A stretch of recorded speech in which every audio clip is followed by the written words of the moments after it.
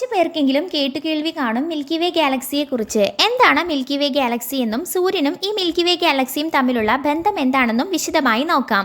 നമ്മുടെ സൂര്യൻ സ്ഥിതി ചെയ്യുന്നത് മിൽക്കി വേ എന്ന ഗാലക്സിക്ക് അകത്താണ്. ഈ മിൽക്കി വേ ഗാലക്സി അഥവാ ക്ഷീരപഥം എന്നത് നമ്മുടെ സൗരയൂഥവും ഭൂമിയും ഉൾപ്പെടുന്ന താരാപഥമാണ്. ഇതിന്റെ വ്യാസം അല്ലെങ്കിൽ ഡയാമീറ്റർ എന്നത് 2 ലക്ഷം പ്രകാശ വർഷങ്ങളാണെന്നാണ് ശാസ്ത്രലോകത്തിന്റെ കണക്കുകൾ. മാത്രവുമല്ല, ഇവയുടെ സെൻട്രൽ നിന്നും 27,000 ലൈറ്റ് ഇയർ അകലെയാണ് നമ്മുടെ സൂര്യൻ സ്ഥിതി ചെയ്യുന്നത്. സൂര്യൻ മിൽക്കി വേ ഗാലക്സിയുടെ സെന്ററിനെ ചുറ്റുന്നത് 220 km/s സ്പീഡിലാണ്. സൂര്യൻ മാത്രമല്ല, ബാക്കി എല്ലാ സൗരയൂഥവും ഈ ഗാലക്സിയുടെ സെന്ററിനെ ചുറ്റിക്കൊണ്ടിരിക്കുകയാണ്. അങ്ങനെ നോക്കുമ്പോൾ സൂര്യൻ സൗരയൂഥത്തിനെ ഒരു തവണ ചുറ്റിവരാൻ 23 കോടി കൊല്ലമെങ്കിലും വേണ്ടിവരും.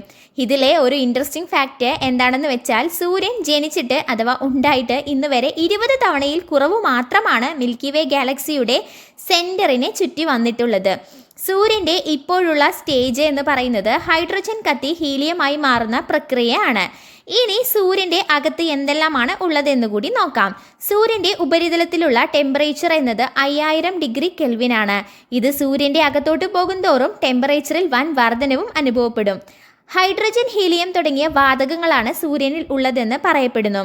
പക്ഷേ ഇവ വാതകം എന്ന അവസ്ഥയിൽ നിന്നും മാറി പ്ലാസ്മ എന്ന അവസ്ഥയിലാണ് സൂര്യൻ്റെ അകത്തുള്ളത്. സൂര്യനിൽ നിന്നും നമുക്ക് ലഭിക്കുന്ന ചൂടും പ്രകാശവും സംഭവിക്കാൻ സൂര്യൻ്റെ അകത്ത് ഒത്തിരി പ്രക്രിയകൾ നടക്കുന്നുണ്ടാവുമെന്ന് നമുക്കറിയാം. അതിലെ ചെറിയൊരു പോയിന്റ് മാത്രമാണ് ഈ വീഡിയോയിൽ പരാമർശിച്ചിട്ടുള്ളത്.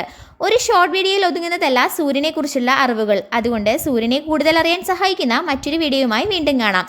ഒപ്പം തന്നെ വീഡിയോ ഇൻഫർമേറ്റീവ് ആയെന്ന് തോന്നിയാൽ ചാനൽ കൂടി സബ്സ്ക്രൈബ് ചെയ്യാനും ലൈക്ക് ചെയ്യാനും പിന്തുണയ്ക്കാനും മറക്കരുതേ.